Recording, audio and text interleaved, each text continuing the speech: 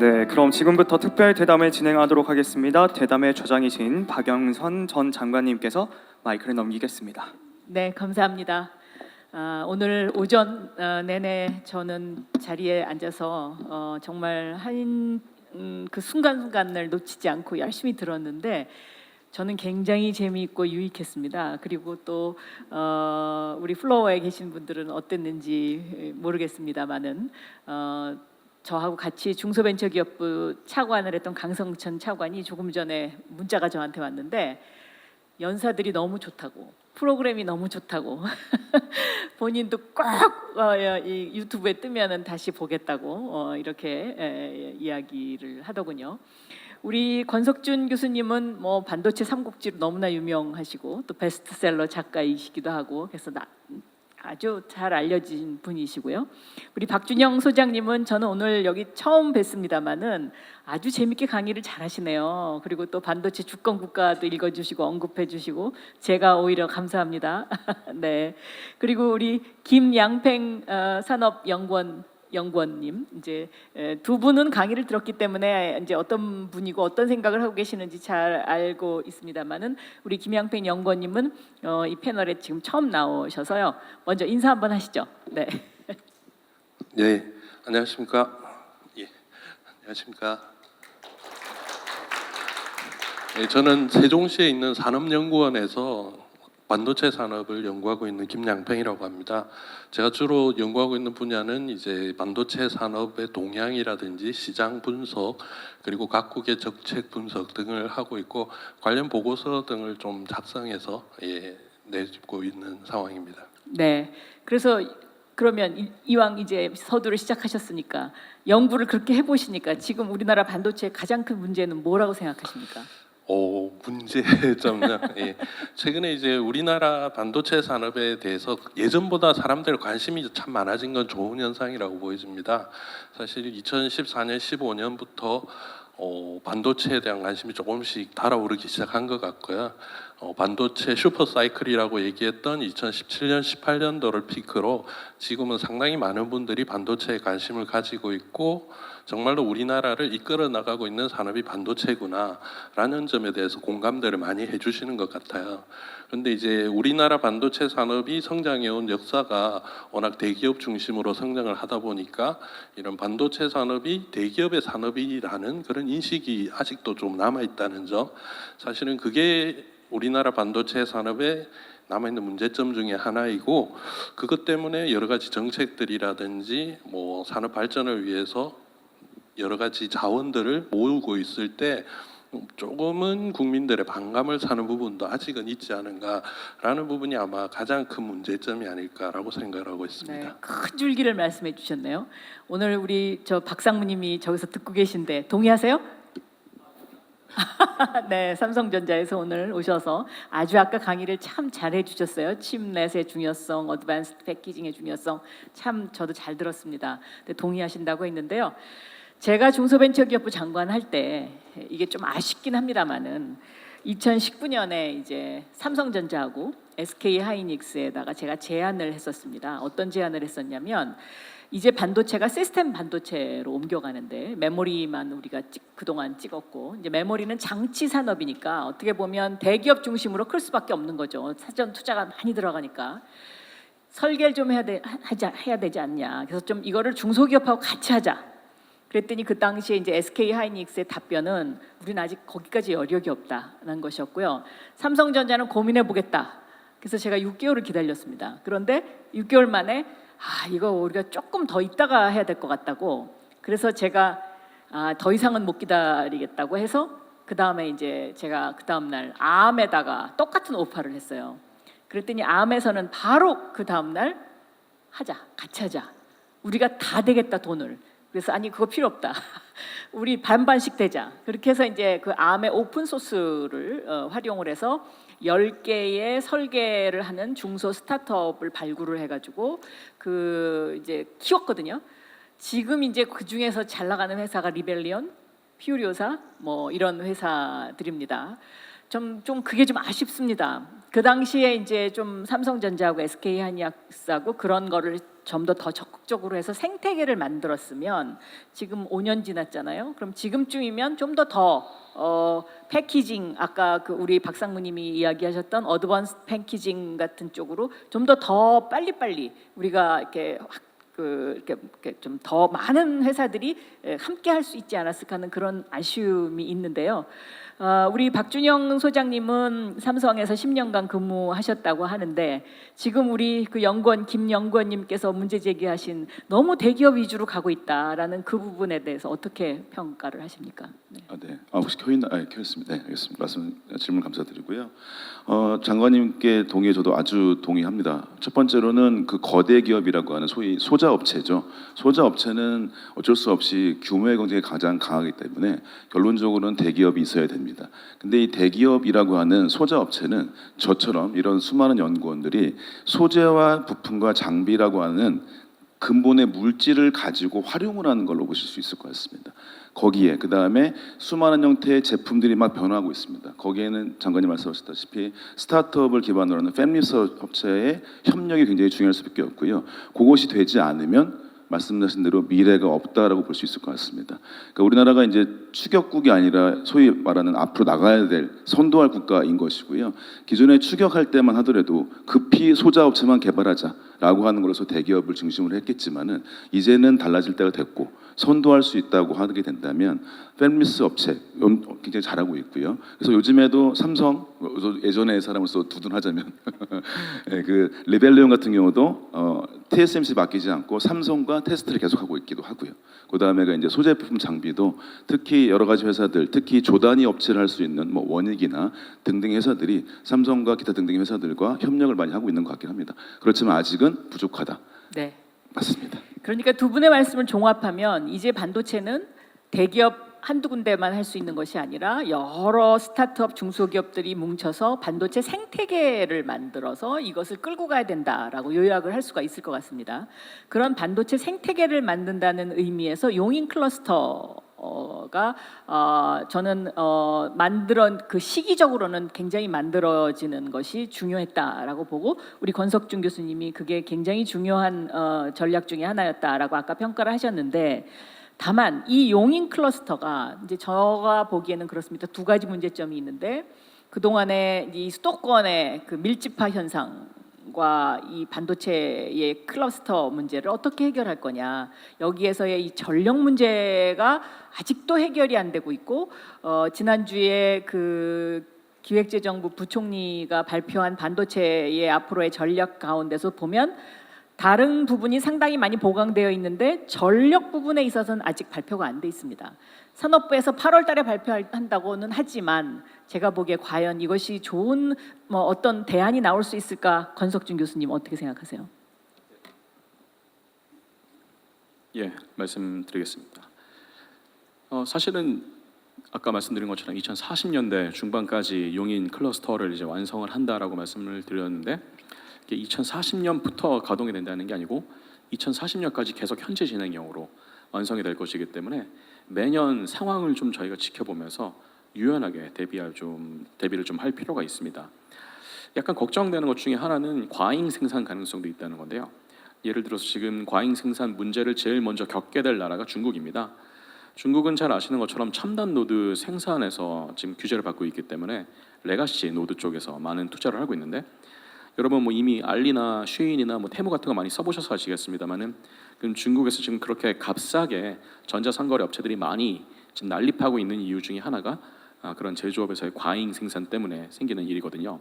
똑같은 일이 지금 중국의 레가시 파운드리에서 향후 5년 이내에 생길 가능성이 높고 특히나 이런 팹이 확장이 되고 있는 2030년대 중반까지가 되면은 중국발 반도체 디플레이션 효과 같은 것들이 좀 생길 가능성도 있습니다. 근데 그 시점이 됐을 때 한국에서 만약에 이제 어느 정도 완성 단계로 가고 있는 용인 클러스터에서 중국의 파운드리와 경쟁하게 되는 수준의 파운드리가 대부분이 있다든지 제조가 그 정도 수준에서 경쟁을 하게 되면은 같이 좀 이제 불경기 쪽으로 갈 가능성이 있기 때문에 일단은 첫 번째로 저희가 주목해서 봐야 될 것 중에 하나는 그런 중국의 생산 캐파의 확장 가능성과 한국의 이제 2030년 중반 정도 됐을 때 중간 점검쯤 되는 시점에서의 캐파 점검이 될 것 같고요. 두 번째가 그 시점쯤 됐을 때 또 하나 우리나라 겪는 문제가 아까 말씀드린 SOC 문제는 뭐 이미 말씀드렸기 때문에 말씀드리지 않겠고, 인력 수급이 2030년 중반쯤 되면 굉장히 불안정해집니다. 지금 사실 많은 분들이 오늘 말씀 안 하신 내용 중에 하나가 우리나라가 굉장히 좋은 반도체 생산 기반을 가지고 있음에도 불구하고 가장 중요한 자원이라고 말씀드리면 좀 그렇습니다만은 자원이라고 할 수 있는 전문 인력 수급이 이제는 당연하지가 않은 그런 시점이 됩니다. 굉장히 많은 학생들이 이제는 석사 과정, 박사 과정으로 진학을 하지 않고 있고, 반도체 쪽에서도 지금 리텐션 레이스라는 것을 이제 우리가 평가를 하는데요. 점점 근속 기간이 좀 짧아지고 있는 문제, 그리고 무엇보다도 지금 미국이 자국 중심의 반도체 생태계를 확장을 하다 보니까 한국의 기존의 숙련된 인력들이 점점 미국으로 이직할 가능성도 있습니다. 사실 이런 부분들까지 같이 산업부에서 혹은 범정부 차원에서 고민을 해주시면서 전략을 마련해 주셔야 되지 않을까 생각합니다. 네, 지금 권 교수님께서 참 중요한 말씀을 해주셨습니다. 앞으로 과잉 생산 가능성이 있다. 그리고 중국발 디플레이션을 감안해야 된다. 그리고 인력 수급 문제, 이렇게 이제 세 가지 포인트로 요약을 할 수가 있을 것 같은데요. 저는 이 과잉 생산 가능성 문제와 관련해서 단지 중국만의 문제가 아니다. 왜냐하면 미국의 인텔 같은 경우에는 인도에도 공장을 세우고 유럽의 독일에도 공장을 세웁니다. 그런데 이 공장이 완공되는 시기가 대략 2027년에서 30년 정도 사이이죠. 그러니까 우리나라 용인 클러스터는 진행 상황인 상황에서 저쪽에 다른 나라의 이제 공장들이 다 완공이 되고, 특히 이 공장들이 이제 지금 목표로 하는 것들이 뭐냐? 주로 AI 반도체, 시스템 반도체 쪽입니다. 그러면 이 AI 반도체나 시스템 반도체가 우리나라에는 취약 분야다라고도 말씀할 수 있죠. 역으로 지금까지는 메모리에 우리가 계속 집중했고 또 거기에 어떻게 보면 너무 취해 있었다라는 또 비판도 감수해야 되는 그런 상황이라서요. 그래서 이 문제를 지금 이렇게 산자부 혼자서만 이것을 과연 핸들하는 것이 과연 바람직하냐? 우리 산업연구원의 연구원님 어떻게 보십니까? 네. 예, 지금 말씀하신 것처럼 최근에 이제 각국들의 정책에 의해서 반도체 제조 공장들이 늘어나고 있고, 대부분이 파운드리, 그 중에서도 앞서서 이제 라피더스도 말씀하셨지만은 2나노 이상의 첨단 반도체를 제조를 하려고 하고 있습니다. 그 첨단 반도체는 당연히 이제 말씀하신 AI랑 연결이 되는 부분이고요. 실제적으로 미국의 반도체 산업협회 발표를 보면은 2028년까지 지금 전 세계 웨이퍼 제조량이 약 43% 정도 그러니까 성장한다고 나와 있습니다. 그러니까 이제 뭐 제조될 수 있는 캐파가 상당히 늘어난다는 거죠. 우리가 반도체 산업이 빠른 속도로 성장을 했다고 하면서 보면은 1980년대부터 지금까지 연평균 10% 정도 성장을 했습니다. 그렇게 계속 간다고 추세를 보아할 때 28년도까지 43% 성장이라는 것은 지금까지의 그런 공급량보다 더 많은 공급량이 한꺼번에 밀려오게 된다는 것이고, 그러면 지금 권 교수님께서 말씀하신 것처럼 뭐 디플레이션이 충분히 오고, 그리고 장관님께서 말씀하신 그런 첨단 반도체도 충분히 위협이 된다는 겁니다. 그렇게 위협이 왔을 때 사실 외부에서의 이런 생산 증가량을 우리나라 국내의 기관이 어떻게 컨트롤하기는 쉽지가 않을 거고요.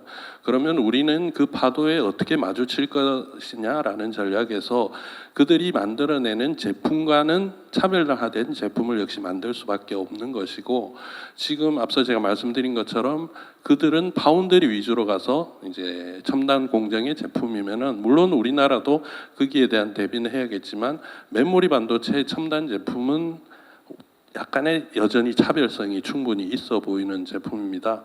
앞서서 이제 아까 박성님께서 말씀하셨지만은 PIM이라든지 아니면은 그 프로세싱 시스템이라든지 이런 부분들을 우리는 좀 더 집중을 해야 될 것이고, 그러한 방향으로 나아갈 때 우리가 경쟁력을 가지고 있는 메모리 반도체가 중심으로 되는 시스템 쪽으로 가면은 아마 그러한 세계적인 공급 과잉에 있어서도 차별한 제품으로 우리의 경쟁력을 유지를 할 수 있지 않을까, 그렇게 생각을 합니다. 네, 메모리 반도체의 경쟁력을 더 높여야 되고 이것을 적극 활용해야 된다라는 이제 그런 말씀이셨는데, 우리 권 교수님이 이제 아까 강의하시면서 홋카이도 일본 홋카이도 단지를 설명하셨어요. 그런데 제가 하버드에 있을 때 일본의 경산성 실장이 직접 미국에 와서 이 홋카이도 프로젝트를 설명을 했습니다. 근데 홋카이도 프로젝트를 뭐라고 설명하냐면 일본은 과거 30년 전에 실리콘의 섬이었다. 그 실리콘의 섬의 영광을 우리가 다시 가져올 거다. 어디다가? 홋카이도에다가 만들 거다. 그런데 이 홋카이도는 반도체의 3대 조건, 사람, 물, 전기 가운데 물이 가장 풍부한 곳이고, 그다음에 전기가 재생에너지로 100% 가능한 곳이고, 인력도 일본만큼 그 훈련이 잘 된 인력을 찾기 쉬운 나라가 별로 없다. 여기에 플러스 알파 한 가지가 더 있는데 그게 뭐냐?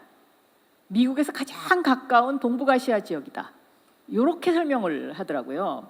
그러니까 이 홋카이도 프로젝트가 결국은 일본의 주장은 2나노 AI 칩을 만든 거기 때문에 한국의 메모리 반도체하고는 전혀 관련이 없는 것이다라는 주장을 하면서 미국을 설득하고 있는데, 결국은 이 홋카이도 프로젝트가 저는 한국에 상당한 위협이 될 것이다라고 보고 있습니다. 어떻게 보십시오? 어떻게 보시는지요? 네. 네. 뭐 말씀하신 것처럼 일본이 현재 상황을 어떻게 보면 제일 잘 이용하기 위해서 자국의 반도체 산업을 부흥시키려고 하는 것에 굉장히 많은 초점을 맞추고 있고, 특히 뭐 일본 반도체 산업에 대해서 저보다도 김양평 박사님께서 훨씬 잘 아십니다만, 제가 아는 범위 내에서 좀 말씀을 드리면, 제가 작년 9월에 사실 홋카이도 팹에 아마 갔다 왔었습니다. 그래서 상황을 좀 봤고요, 설명도 들었고, 작년 12월에는 이제 홋카이도 신문에서 와서 인터뷰도 하고 했는데, 그들이 듣고 싶어했던 것은 지금 박 장관님 말씀하신 것처럼 일본에게 희망이 있다라는 얘기를 한국의 전문가로부터 듣고 싶어했던 것 같은데, 저는 그냥 있는 그대로 실패할 것이다라는 얘기를 좀 했습니다. 실패할 것이다. 네, 네. 그 이유 중에 하나가 지금 일본 래피더스 팹에서 추진하고 있는 게 박 장관님 말씀하신 이런 AI 향을 포함하는 로직 반도체 생산입니다. 특히 그것도 2나노급을 이제 생산하는데요. 일본에서 로직 반도체를 가장 최근에 만든 게 2007년, 2008년 이 정도까지고요. 사실 그 이후부터는 사실상 일본에서 좀 첨단 노드를 활용한 반도체 생산이라고 할 만한 기반 시설이나 전통이나 생태계 같은 것들이 굉장히 많이 위축이 됐고 쇠락한 상황입니다. 그 과정에서 지금 가장 심각한 문제 중에 하나가 두 가지가 있다고 저는 생각하는데요. 일본에서 숙련된 반도체 인력을 찾기가 쉽다라고 일본에서는 생각할지 모르겠습니다만, 그게 저는 일본에 있어서는 가장 불안한 요소가 된다고 생각합니다. 그래서 2000년대 후반에 이미 그렇게 일본 내에서의 자국의 반도체 생태계가 많이 어떻게 보면 쇠락하면서 그 생산 현장에 있었던 많은 인력들이 뿔뿔이 흩어졌습니다. 일본은 은퇴를 하신 분도 있고요. 근데 일본은 대만이나 중국이나 한국으로, 미국으로 가셔서 지금도 열심히 현장에서 일하시는 분들도 있는데, 래피더스 프로젝트의 가장 큰 목표 중에 하나는 그런 올드 보이들을 다시 데리고 오는 겁니다. 그래서 그분들에 대한 리스트들을 확정하고 있는 것으로 알고 있고요. 작년 9월까지 제가 알기로 한 300명에서 350명 정도의 그런 과거에 이런 숙련된 분들을 모시고 온 것으로 알고 있습니다. 그런데 그 숫자가 충분치가 않고요.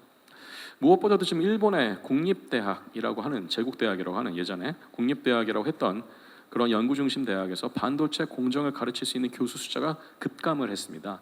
그 이유 중에 하나가 그런 교수들이 은퇴하고 나서 그 연구실을 이어받을 만한 제자들이 다른 전공을 선택했거나 아예 산업계에서 돌아오지 않았기 때문인데요. 사실 그 부분 때문에 일본 내에서 지금 가장 고민이 되는 것은 인력을 어떻게 양성할 것이냐, 여기에 초점이 맞춰져 있습니다. 이게 첫 번째 문제고요. 두 번째 문제는 이게 로직 팹이기 때문에 다른 메모리 팹보다도 훨씬 더 많은 초기 KPX가 필요합니다. 지금 대략 작년 하반기, 올해 상반기까지 아마 투자된 금액이 제 기억에 맞다면 5조 8천억 정도로 되는 걸로 알고 있습니다.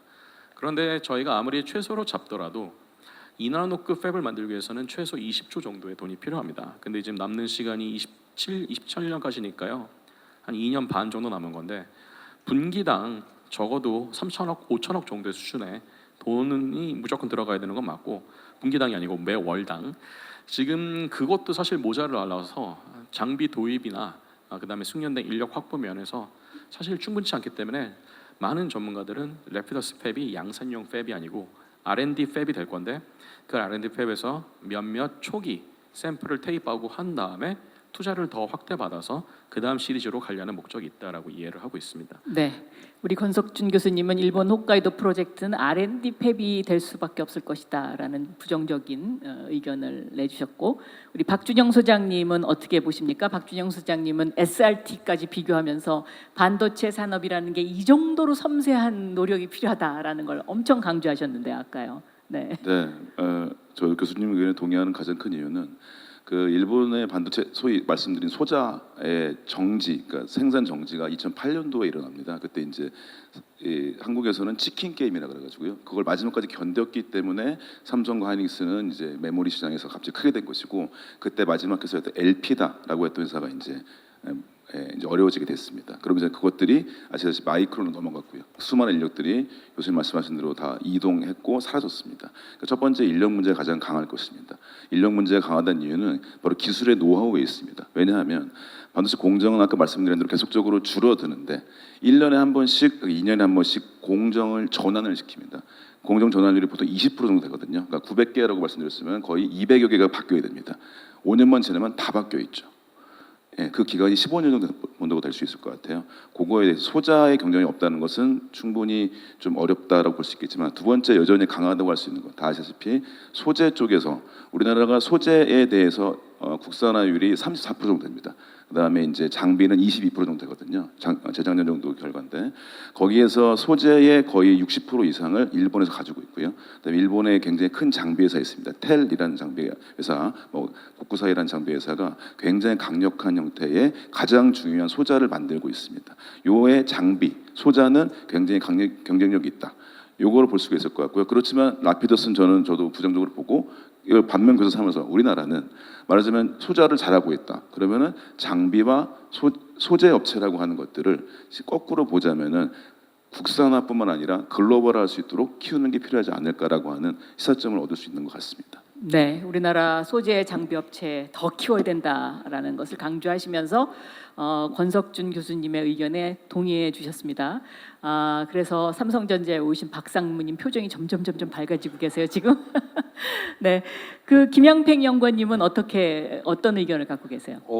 지금 조금 전에 장관님께서 말씀해주신 그 홋카이도 프로젝트의 그 자원을 세계를 보면은 사람과 물과 전기가 풍부하다라고 얘기를 했다고 하셨는데, 일단 사람 같은 경우 풍부할 수 없는 게 TSMC가 지금 저 규슈에 구마모토 공장을 지으면서 1공장, 2공장을 규슈에 짓고 3공장을 홋카이도로 지금 계획을 하고 있는 것으로 알려져 있습니다. 그중 가장 큰 이유가 뭐냐면 사람이 이제 그쪽에는 없기 때문에 홋카이도에서 가서 이제 충족을 시키겠다라는 부분인데, 그럼 이미 TSMC와 그러한 라피더스가 인력을 나눴어야 되는 문제가 생길 거고요. 그리고 두 번째 물과 전기 부분인데, 이 부분은 충분히 풍부할 수가 있어요. 그러니까 홋카이도는 다른 이제 공장들이라든지 그런 게 없기 때문에 물과 전기를 끌어쓸 만한 다른 산업이 없으니까 당연히 반도체 산업 쪽에서 충분히 활용할 수 있다라는 두 가지는 동의를 할 수 있고, 나머지 하나 또 미국에서 가깝다 플러스 알파로 말씀하셨는데, 라피더스는 정부에 이제 자금이 많이 들어갔고 나머지 8개 일본 업체들이 자기들 수요를 위해서 만든다고 처음부터 공언을 했습니다. 그러면 만든 제품이 미국에 갈 것도 아닌데, 미국에 가까운 건 결국 IBM의 기술을 들여오는 데만 유리할 뿐이지 그걸 만들어서 미국에 판매라든지 세계 시장에 나가는 데는 도움이 안 된다는 거죠. 여러 가지 종합적으로 봤을 때 결국 물과 전기만 있다고 해서 반도체 산업이 될 것 같으면은 아마 다른 데서도 다 했을 거예요.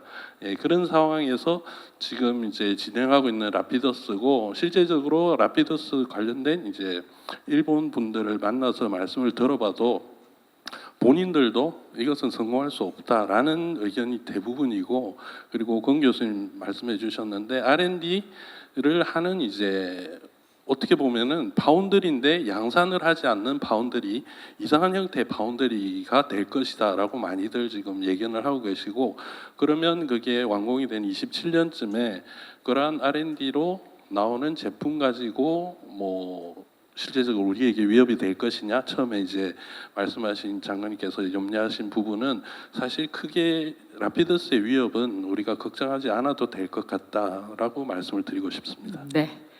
그러면 우리가 30여 년 전에 일본으로부터 메모리 반도체를 뭐 사실 들여왔다고 할까요? 뭐 그렇게 표현을 해도 되겠죠. 그런데 이제 지금 다시 일본이 그것을 재무장하려는 그런 시각에서 봤을 때 세 가지 질문이 생기는 것 같아요. 첫째, 그러면 한국의 이 전력 문제를 어떻게 할 거냐? 용인 클러스터에 10기가와트가 필요한데 이 10기가와트는 수도권의 전체의 4분의 1이 지금 사용하는 그런 어마어마한 양입니다. 그럼 이 전력 문제 해결과 관련해서 우리 권 교수님 해결 방법 좀 구체적으로 생각하신 거 있으면 말씀해 주시죠. 네, 뭐 일단은 제가 에너지 전문가는 아니라는 일단은 전제부터 말씀을 드리겠습니다.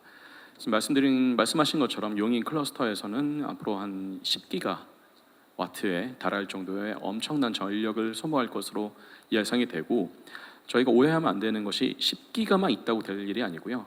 그거의 한 2배 정도를 잡아야 된다고 저는 생각을 합니다. 일단 기본적으로 삼성하고 하이닉스가 쓰는 것만 해도 한 7에서 8기가 정도 될 걸로, 혹은 더 될 것으로 예상이 되는 데다가 삼성하고 하이닉스만 들어가 있지 않고요. 거기에 한 500개 정도가 되는 협력 업체들이 같이 들어오게 될 겁니다. 그래서 그 협력 업체들이 쓰는 전기들도 2, 3기가와트 이상 될 거고요. 그리고 그런 협력 업체에서 일하시는 분들까지 다 합치면, 가족들까지 합치면 적어도 50만에서 100만 정도 되는 미니 신도시가 생겨야 됩니다. 그 신도시에서 쓰는 전기도 한 5기가와트 정도 될 겁니다. 넉넉 잡아서 한 20기가 정도까지도 좀 바라볼 필요가 있겠고요. 그러면 지금 수도권에서 쓰는 것의 절반 정도. 경기도 전체가 네. 쓰는 것보다 더 많이 쓰게 될 네, 가능성도 그렇습니다. 있습니다. 네. 그런데 이제 문제는 경기도가 광역시를 제외하고는 우리나라 지자체 중에서 에너지 자급도가 제일 낮은 지역입니다. 그렇습니다. 그것 문제 때문에 경기도 안에서도 어느 정도는 에너지 자급을 위한 시설 투자가 필요하겠고요. 그럼에도 불구하고 여전히 지금 발전원에서 따졌을 때 우리나라의 기저 발전은 대부분 원전이고요. 화력 발전이 물론 아직 가장 큽니다만은 10년 내로 화력 발전의 비중을 정말 실질적으로 낮추지 않으면 우리나라의 반도체 수출에 굉장히 큰 타격이 있기 때문에 화력 발전은 사실상 한 20-30% 이하로 간다라고 가정을 해야지 맞을 것 같고요. 나머지 기저 발전을 원전으로 해야 되는데, 잘 아시는 것처럼 굉장히 민감한 문제입니다만은 원전은 지금 우리나라 사회에서 굉장히 컨트로버셜한 문제고, 앞으로도 투자를 한다고 하더라도 최소 8에서 10년 정도의 기간이 걸리는 것을 감안했을 때 할 거면은 지금 빨리 액션을 취하는 게 맞고요. 만약에 원전을 계속 배제할 예정이면 정말 신재생 에너지에 대해서는 엄청난 투자를 해야 됩니다. 그런데 한 가지 저희가 또 명심을 해야 될 게, 신재생 에너지 발전소 자체는 그렇게 돈이 많이 들지 않습니다. 물론 어느 정도의 돈이 필요합니다만 오히려 돈을 더 많이 잡아먹는 것은 송배전 시설이 될 겁니다. 그렇습니다. 네. 대략적으로 저희가 추산을 하는 게 한 하이 볼티지 DC 위주로 봤을 때 전선과 송배전 시설 모두 합쳐서 키로당 200에서 300억 정도 들어갑니다. 근데 예를 들어서 저희가 새만금에서 용인 산단까지 직선으로 깐다 그러더라도 220km 정도는 써야 되거든요. 그러면 대략적으로 값이 나오죠. 한 4조에서 5조 정도가 일단 들어갑니다. 그것만으로도 불충분할 수가 있고요. 왜냐하면 신재생 에너지는 기저전환하고는 달리 발전에 플럭추에이션이 있습니다. 예를 들어서 태양전지 같은 경우에는 하루에 4시간에서 4시간 반밖에 못하고요. 나머지 20시간 정도의 보강은 ESS 해야 되는데, ESS에서의 지금 LCOE, 즉 Levelized Cost of Energy, 우리가 보통 이제 그 맞춘 에너지 비용을 평가를 했을 때 태양전지의 2배에서 3배 잡아야 됩니다. 따라서 평균적으로 본다 그러면 태양전지를 기반으로 신재생 에너지를 가지면서 5기가에서 3기가, 최소 그 정도의 발전원을 오로지 솔라팜만으로 만든다고 했을 때 우리의 생각보다 더 많은 예산이 들어갑니다. 사실은 이 부분에 대해서 한국이 범정부 차원에서 많이 노력을 하고 계시는 것으로 알고 있습니다만 사실은 충분치가 않습니다. 이 시점대로 하면 2050년이 돼도 모자릅니다. 그래서 지금 용인 산단의 타임라인하고 맞지가 않는다는 게 가장 큰 문제고요. SMR이 이제 대안으로 나오고 있습니다만 SMR이 생각보다 아직은 규모의 경제를 이룰 정도의 비용이 낮아진 상태는 아닙니다. 필요한 기술인 건 맞고, 그렇죠. 저희가 네. 탐험해 볼 기술인 건 맞는데, 문제는 지금 미국에서도 누스케일 같은 이제 최초의 업체들이 너무나 눈덩이처럼 불어나는 비용을 감당하지 못해서 상업적인 스케일업에 지금 실패를 하고 있는 상황이고, 그러면 그 다음 부담을 굳이 우리가 한국이 지어야 되는가? 한다 그러면 그럼 누가 져야 되는가? 지자체에서 질 것인가? 아니면 삼성이나 하이닉스처럼 최종적인 이 엔드 유저가 질 것인가? 아직은 저희가 사회적으로 합의된 바가 없고요. 그리고 이 SMR의 설계나 규모의 생산을 위해서 초기에 정부가 투자해야 되는 돈이 생각보다 훨씬 많은데 이 부분에 대해서 저희가 아직 많은 제대로 된 평가를 한 적이 없습니다. 네. 이런 부분들까지 같이 생각해야 되지 않을까 싶습니다. 정말 이 전력 문제 한 테마만 갖고도 하루 종일 토론을 해도 모자랄 아주 중요한 부분이죠. 혹시 김양평 연구원님이나 박준영 소장님 여기에 대해서 더 하실 말씀 있으신가요? 네, 없으세요? 네. 그러면 두 번째 문제는 이제 인력 문제입니다. 사실 우리 사회가 지금 이 의대생 문제로 아주 정말 정말 많은 아픔과 갈등을 겪고 있는데 우리가 반도체학과 계약학과를 만들어서 인력 양성에 많은 신경을 쓰고 있긴 합니다만은 지금 이 인력 문제는 전 세계적인 문제잖아요. 미국도 이 인력 문제 때문에 TSMC의 애리조나 공장이 그 가동이 연기된 것도 바로 인력 문제입니다. 그러니까 샌프란시스코 실리콘밸리에 있는 우수한 인력을 아리조나로 데려오려면 월급을 3배, 5배 줘도 더 힘드니까 반도체 단가가 점점 올라가 버리니까 이걸 감당을 못하는 이런 문제들이 지금 생기고 있는데 여기에 대해서 우리 박준영 소장님이나 김양평 위원님 하실 말씀 있으신가요? 네. 네, 제가 또 삼성 인사팀 출신이기 때문에 그러시군요. 그거에 대한 또 굉장히 네. 또 그 스트레스 받았던 기억이 나긴 하는데요. 말씀하신 대로 인력이 너무나도 다양합니다. 물론 말씀하셨던 가장 중요하게 똑똑하다고 할 수 있는 설계 엔지니어들이나 연구개발 엔지니어들 충분히 필요하고요. 현재 작년 국가에서 예상했던 반도체 인력이 2027년까지가 30만 명 정도로 예상이 되는데 현재의 양성 기준으로 7.7만 명이 부족하다고 하는 통계가 있습니다. 그 7.7만 명이 부족한 걸 어떻게 할 것이냐가 모든 전 교육 체계 내에서 다 들어올 수밖에 없습니다. 네. 말씀드렸던 대로 첫 번째로는 대졸자들, 그다음에 석박사 인력 같이 연구개발 인력들이 분명히 있고요. 그런데 아까 말씀드렸다시피 반도체 소재나 장비에 대한 유지 보수를 중심으로 하는 이 인력들이 굉장히 생각보다 많이 필요합니다. 네. 이런 분들이 있고요. 마지막으로는 기존의 산업에 대한 전환이나 그다음에 현재 퇴직자들도 있긴 하지만 아까 일본도 마찬가지로 숙련이라고 했다 해서 그분들을 활용할 수 있는 것들도 굉장히 필요합니다. 이렇게 해서라도 이 다방면으로 필요하지 않을까 말씀을 드려봅니다. 지금 아마 엄마들은 다 뭐 그 대학교 가는 자식들을 갖고 있는 엄마들은 다 의대 뭐 이러는 경향이 있지만 사실 세계적으로 보면 세계를 움직이는 큰 돈을 번 사람들은 대부분 다 엔지니어나 과학자 출신들이 상당히 많이 있습니다. 그래서 저는 이런 것들을 좀 더 정부에서 국민들의 어떤 마인드를 바꾸는 노력도 필요하지 않나 이렇게 생각되고요. 세 번째 문제는 이제 그 AI 반도체 문제인데요. 사실 이 AI 반도체는 우리나라가 메모리 강국 아무도 부정하지 않습니다. 세계 최고의 메모리 강국입니다. 한국이. 그런데 이 AI 반도체는 어떻게 보면 우리도 걸음마 단계나 마찬가지다. 그래서 이런 걸음마 단계에서 지금 막 다시 그 재무장을 하는 일본이라든가 미국이라든가 이런 어떤 나라들과의 경쟁 관계가 계속 유지될 수 있을까? 이 부분도 우리가 좀 지켜봐야 되는 부분 아닌가 생각되는데 김양평 연구위원님, 네. 네, 지금 AI 반도체에 대해서 관심이 많이 높아져 있고 지금 말씀하신 것처럼 우리나라가 걸음마 단계다라고 했는데 의외로 AI 반도체를 만드는 나라도 없어요. 이제 미국만 있는 거고 유럽 국가들도 AI 반도체 쪽보다는 뭐 전력 반도체라든지 그런 쪽이 있고 오히려 뭐 그나마 우리나라는 시작이라도 했다는 이제 여러 나라들과 비교하면 그런 상황이고요.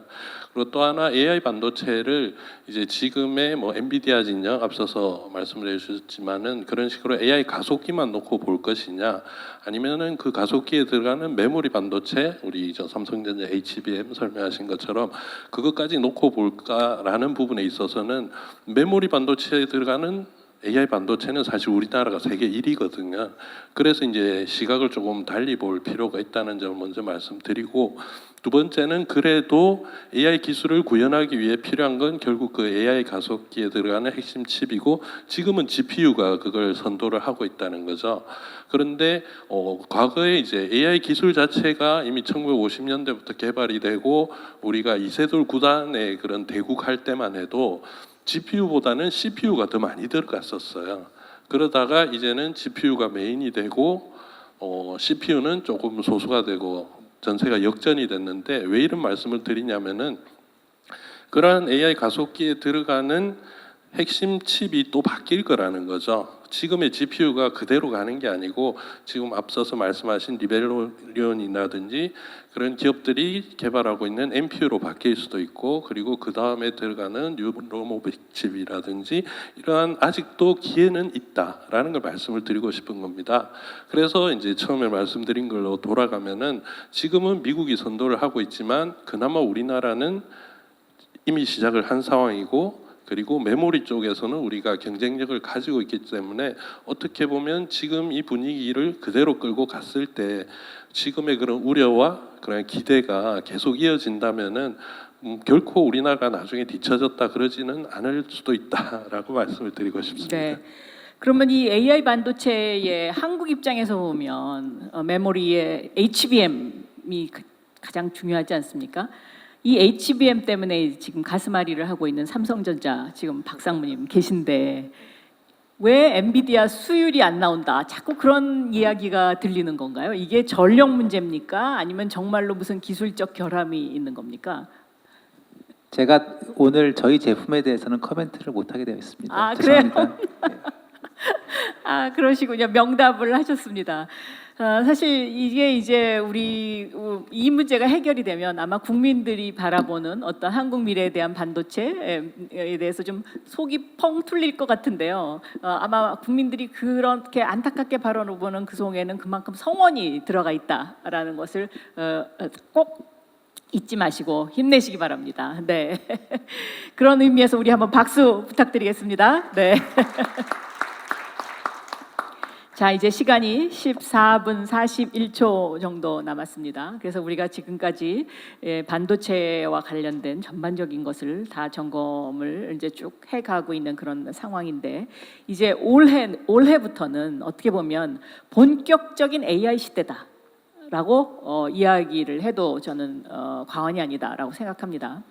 근데 제가 이제 미국에서 지금 귀국한 지 얼마 되지 않았는데 미국에서 한국을 탁 들어왔을 때 어떤 느낌이 탁 들었냐면 미국 사회에 물론 그것도 동부에 있는 일부 도시이긴 합니다만은 AI 활용도가 상당히 높습니다. 그런데 한국은 통계 수치에도 나와 있지만 필리핀보다도 지금 AI 활용도가 떨어지고 있더라고요. 제가 보니까 이 원인이 어디에 있다고 보십니까, 박준영 소장님? 네, 이 AI 활용도 측면에서 봤을 때는 다양한 형태로 나눠봐야 될 것 같습니다. 가장 큰 거는 미국보다 떨어지는 가장 큰 이유는 빅테크라고 할 수 있는 뭐 구글과 뭐 여러분 아시는 소위 뭐 메타 등등 회사들에 관련되어진 서비스를 전반적으로 활용할 수 있느냐 없느냐 여부도 있을 것 같긴 하고요. 두 번째 산업 측면으로 봤을 때 아직 접근되어 있지 않지만서도 소위 이제 자동화 여부하고 AI 여부에 대한 접근도 충분히 볼 수 있을 것 같습니다. 저도 이제 의문되는 건 필리핀보다 떨어진다. 아마도 저는 그거 봤을 때는 여러분 아시다시피 그 소위 우리나라가 추격자였었던 중화학공업 중심의 소위 2차 산업 중심으로 성장했을 때 그 이후에 개발도상국들은 중화학공업 하지 않고 IT로 바로 했었거든요. 그래서 여러분 아시다시피 중국이나 인도네시아 같은 경우가 훨씬 더 페이 같은 것도 잘 되어 있습니다. 말하자면 그러한 형태의 산업 기반의 다른 것들 그것이 전환이 덜 되어 있기 때문에 그것에 대한 영향이 아닌가 싶어서 결론적으로 두 가지 첫 번째로는 빅테크 회사의 여부 유무하고 두 번째로 산업 기반에서의 뭐 중진국, 선진국 문턱인 우리나라의 특성이지 않을까 얘기할 수 있을 것 같습니다. 네, 지금 그 굉장히 중요한 포인트 두 개를 짚어주셨습니다. 빅테크 회사의 유무 그리고 산업 기반의 두 가지 문제를 짚어주셨는데 제가 이 질문을 드리는 이유는 AI는 한번 사용을 하면 그 사용을 한 사람과 하지 않은 사람의 이 격차가 너무나 순간적으로 나타나기 때문에 지금 이 타이밍을 혹시 놓치면 우리가 일본이 팩스 시대에 빠져서 스마트폰의 그 디지털을 쫓아오지 못하고 지금 일본의 어떤 여러 가지 전반적인 산업이나 IT가 한국보다 뒤처지고 임금도 더 내려가고 하는 이런 지난 잃어버린 30년을 겪었듯이 우리도 또 혹시라도 또 너무나 스마트폰과 메모리 칩의 전성 시대에 빠져서 그런 어떤 그 우를 다시 범하지 않을까 하는 이제 그런 우려가 좀 있는 거죠. 여기에 대해서 권 교수님 먼저 얘기하시겠어요? 아니면 김양평 연구원님 먼저 하시겠어요? 네. 예, 지금 말씀하신 것처럼 AI가 아마도 우리의 사무 환경을 바꾸고 그리고 뭐 경제성이라든지 생산성을 높이는 데 분명히 도움이 될 겁니다. 이제 공장 자동화라든지 아니면 PC를 사용하든지 그런 부분들이 획기적으로 바꿨는데 저는 조금 다르게 좀 말씀을 드리고 싶어요. 뭐냐면은 AI라는 것은 결국 기반 기술인 거지 그 기반 기술을 나중에 어떻게 활용하느냐는 사실 처음에 조금 늦었다고 해서 그게 전체적으로 끝까지 늦어지진 않을 거라는 거죠. 그러니까 이제 제가 보통 생각하기로는 AI는 예전에 인터넷과 같다고 생각을 합니다. 인터넷이 처음에 보급이 되고 그 세상이 알려지기 시작했을 때 정말 신기한 기술이고 많은 걸 변화시킬 수 있었지만 조금은 늦었어요 우리나라가. 예, 미국보다 늦었고 뭐 그때 학술적인 이용이라든지 그랬지만 결국 우리나라는 지금 그 인터넷을 활용한 IT 강국으로 성장을 했지 않습니까? 마찬가지로 AI가 지금 당장 많이 사용되고 있다. 그리고 사용자 수가 많다라는 부분에 있어서 미국이 많은 건 제가 얼핏 보기에 학생들이 리포트를 쓰는데 많이 사용한다라든지 사실 그런 건 사무적인 생산성이나 나중에 장래적으로 AI를 미리 써봤다고 해서 도움이 크게 되지는 않을 것 같습니다. 그렇지만 지금 우리나라 학생들은 빠르게 AI 코딩이라든지 그런 기반 기술들이나 그리고 응용 분야에 대해서는 많이들 공부를 하고 있고 그런데 그건 또 통계에는 잡히지 않을 거예요. 아까 말씀하신 그렇기 때문에 지금 우리가 AI에 늦었다라고 보이는 표면적인 그러한 그 등위 순위를 매기는 거는 아직은 뭐 우리가 그걸 그렇게 심각하게 생각하지 않아도 되지 않을까라고 생각을 합니다. 예. 지금 말씀을 종합하면은 원초적인 파운딩 모델을 만드는 것은 늦었지만 이것을 어떻게 사업화하느냐, 소비자에게 어떻게 다가가게 하느냐 이게 이제 지금부터의 토끼와 거북이의 경쟁이다라고 표현을 할 수가 있을 것 같은데요. 삼성전자가 올해 처음으로 AI 온 디바이스 그러니까 통역되는 이제 스마트폰을 만들어서 현재까지는 가장 앞서가고 있습니다. 그런데 그 뒤로 애플 그다음에 또 구글 발표하는 거 보면은 이 삼성전자의 온 디바이스 정책을 자기네도 하겠다. 그리고 애플은 특히 오픈의 챗 GPT하고 이제 협업을 해서 이걸 더 활용하겠다라는 거잖아요. 여기에 대해서 권석준 교수님은 어떻게 생각하십니까? 네. 네, 뭐 저도 김영팽 박사님 말씀에 어느 정도 많이 동감을 하고요. 저희가 지금 많이 쓰고 있는 인터넷 저희가 검색 엔진 혹은 뭐 브라우저 같은 것들은 대부분 다 크롬 쓰고 계실 텐데 이게 1990년대 중후반에 제일 유행했었던 브라우저는 넷스케이프였습니다. 근데 지금 그거 기억하시는 분 아무도 없을 겁니다.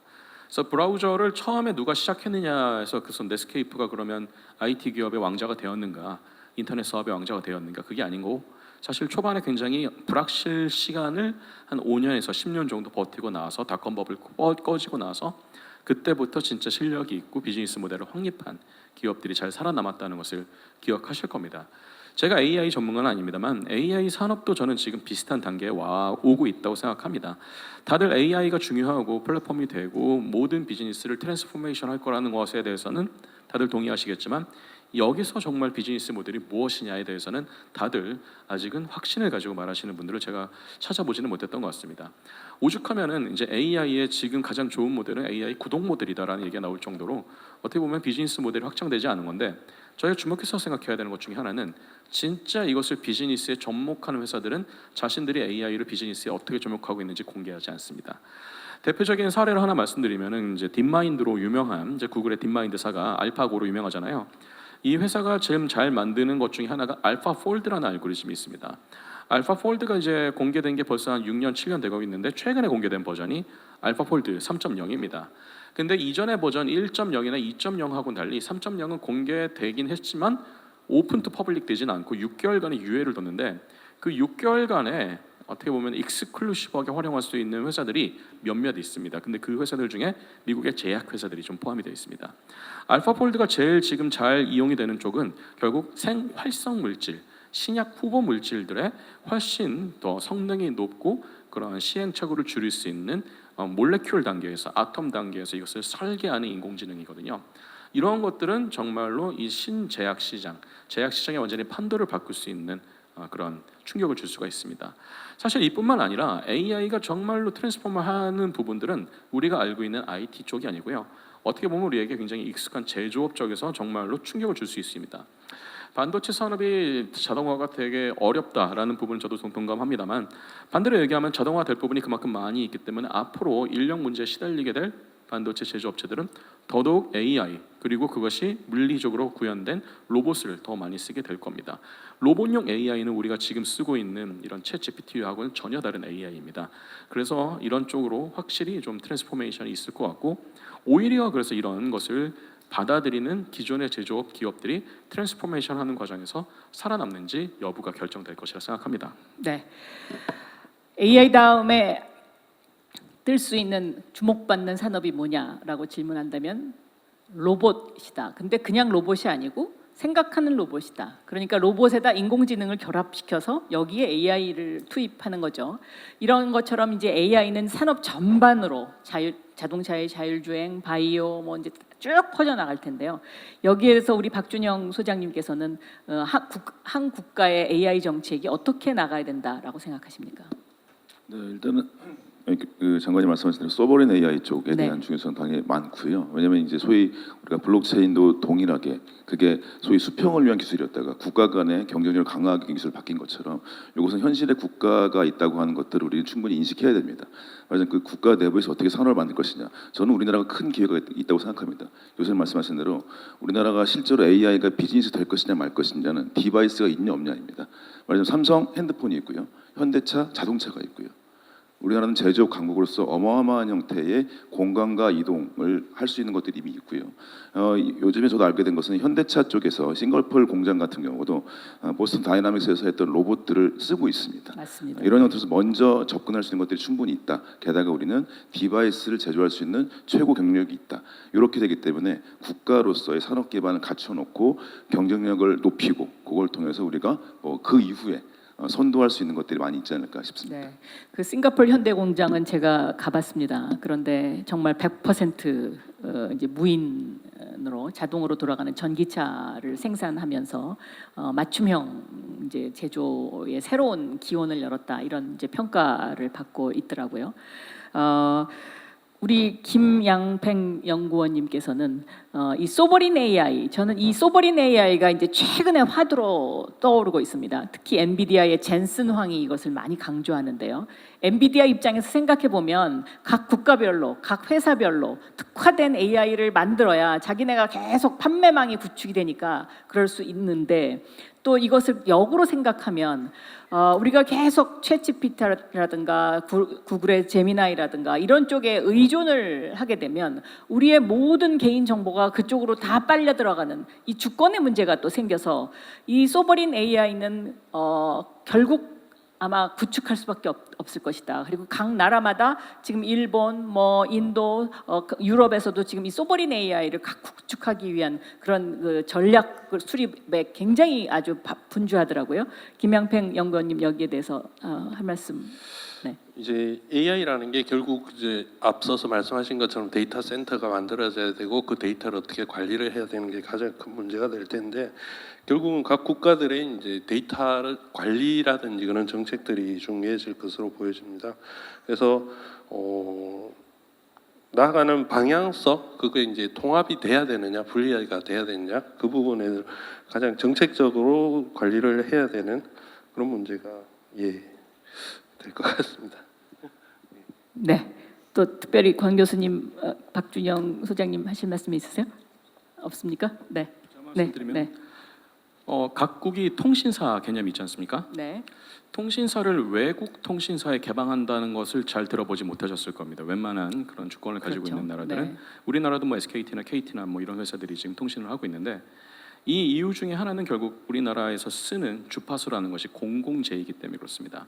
그리고 고객들의 정보 역시 개인 정보라는 공공재이기 때문에 그럴 것이고 그래서 보호를 해야 되고 지켜야 되는 개념이 자동적으로 들어오는데 우리가 소버린 통신사라는 얘기는 잘 안 하잖아요.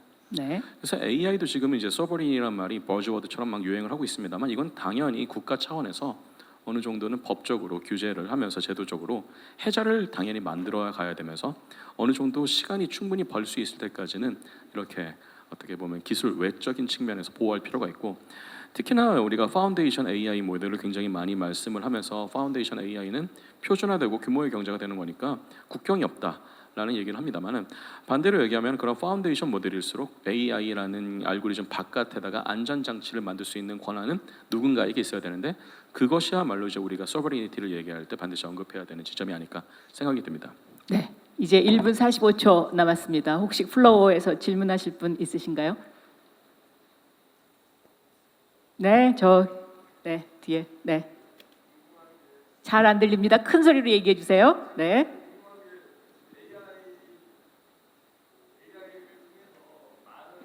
그 창조물들이 많이 나오고 있는데, 그 AI가 창조하는 그 지적 재산권들 그런 거를 법적으로 보호하거나 아니면 규제를 해서 사람들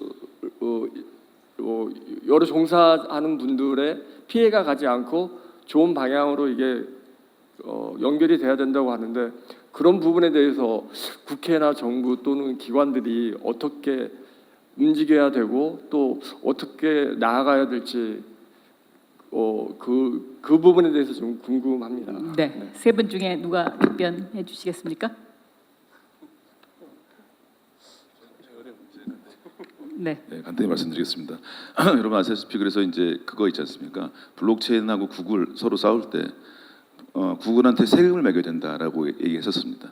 네, 그런 것처럼 데이터를 실제 만드는 사람의 노동이라고 하는 가치를 어떻게 할 것이냐, 그것을 활용도를 어떻게 할 것에 대한 문제들이 생각보다 굉장히 중요한 형태의 이슈로 이루고 있고요. 아시다시피 유럽이 AI가 늦은 가장 큰 이유가 개인 보호 정보 때문에 그 정보 자체를 공개하지 않도록 하겠다. 이탈리아 같은 경우는 우린 챗 GPT 안 쓰겠다라고 했던 것들이 있습니다. 말씀하신 대로 그거는 개인의 노동의 플러스, 그다음에 전자정보에 관련된 어떤 통신에 대한 사용료 플러스로 해가지고, 제가 봤을 때 현재는 어떤 형태의 챗 GPT를 기반으로 하는 AI 회사에서 연관해가지고 국가와 연결해가지고 그거에 대한 형태의 노동의 대가, 네, 자료의 대가 같은 것들이 필요하지 않을까라고 볼 수 있을 것 같습니다. 네, 도전받는 K산업 미로에서 출구 찾기, 출구가 좀 찾아지는 듯합니까? 그렇습니까? 네, 고개를 끄덕끄덕 많이 하시는데요. 네, 오늘 세 분 말씀 너무 감사하고요. 이제 정말 절체절명의 대전환기입니다. 이 대전환기를 맞아서 우리가 모두 합심해서 다시 한번 대한민국이 재도약할 수 있는 그런 계기가 됐으면 좋겠습니다. 감사합니다.